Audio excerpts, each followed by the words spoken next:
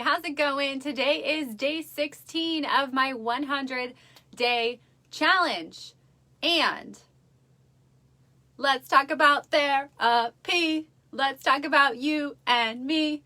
Let's talk about all the good things and the bad things about therapy. Let's talk about therapy.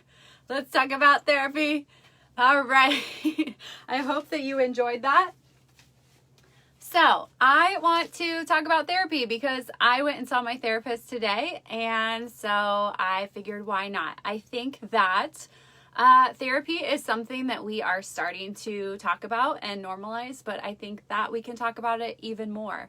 I remember last year when I was seeing a therapist, I was really hesitant to talk about it and to share with people, but it is a really great thing, and I think that every type of person could benefit from seeing a therapist, regardless of where you are in your life. So I want to normalize it. I want to open the door, and I want to share a little bit about my therapy journey and why I believe in it, and hopefully encourage you to get a therapist and talk about your problems. So a little bit about my journey with therapy. I first saw a therapist when I was in junior high. When I was in junior high, I struggled with self-esteem, and my mom got me in to see a therapist. And I remember one thing that was really transformative. I didn't really realize it at the time, but she told me when I looked in the mirror every single day to tell myself I am beautiful. And I remember in the beginning, I was like, this is so stupid. I was also in middle school, like I said. So I was like, this is so stupid. I'm talking to myself. Like, this is never going to change anything. And then over time, it did. And I started to believe that I was beautiful. And so, I just think that that was really amazing, because that is just an effect of like the stories that we tell ourselves and our words and how they can change our entire lives and our feelings. But so that is where I started with therapy. And then I went back when my parents got divorced. So my parents got divorced at 16, and that was a really hard time. And again, my mom sent me to a therapist, and it helped me to kind of work through and process.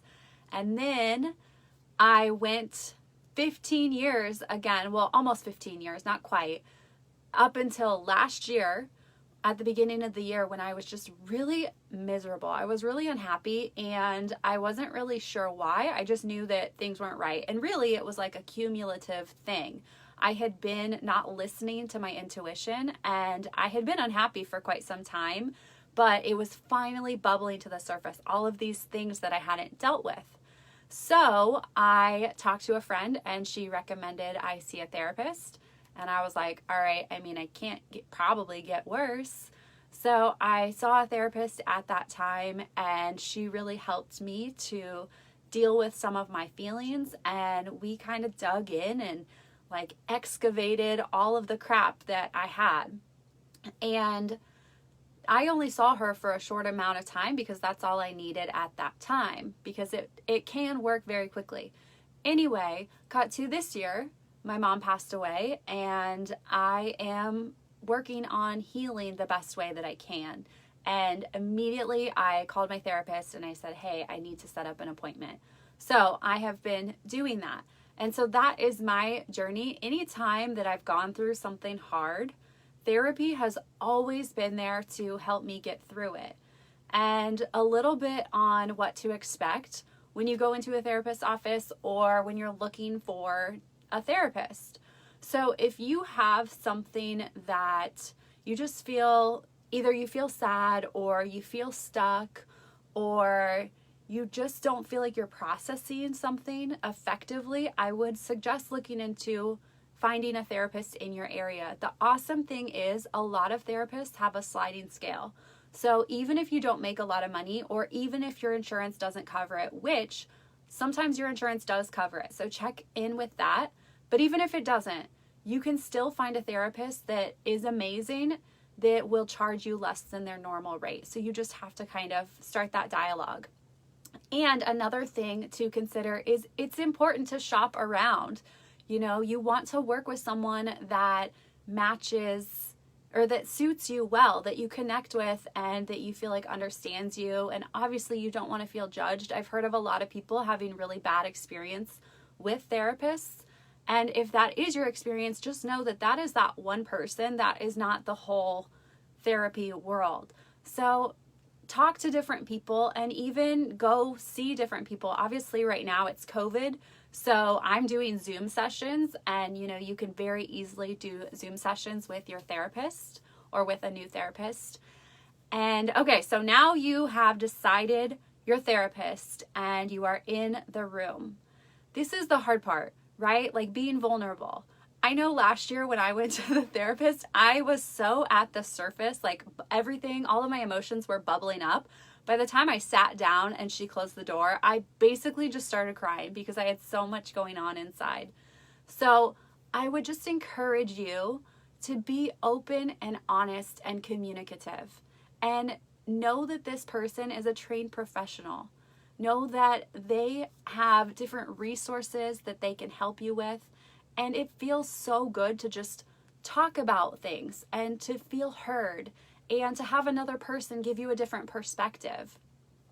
So one thing that I do want to mention, though, to keep in mind is after therapy, you might notice that you feel a little angry, or you feel a little sad, or you might feel just a lot of different emotions. You might feel a lot of different emotions, and that's totally normal. You're literally taking these different pain points that have been buried for so long and you're bringing them to life. Last year when I was in therapy, I was really angry for like a week after therapy, especially my first couple times. I was very angry, and I'm someone that I'm usually pretty optimistic, and so I suppress my anger. And I was like, what is going on? Why am I so angry right now? Like anybody that would like cut me off, I'd be like, ugh, and I'd be so frustrated. And that is just a normal part of the healing process. So honoring where you are, and just know that that's normal, and that doesn't mean that you are weird or crazy.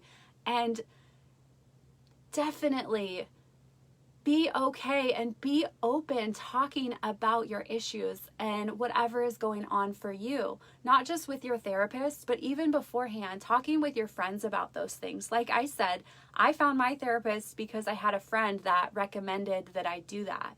So don't be afraid to talk about your issues. There are so many people that are going through the same thing that you are going through, and we just have to have the courage to talk about these things so that they're not so weird and scary. The more we talk about them, the more familiar they are, the more comfortable we get talking about them.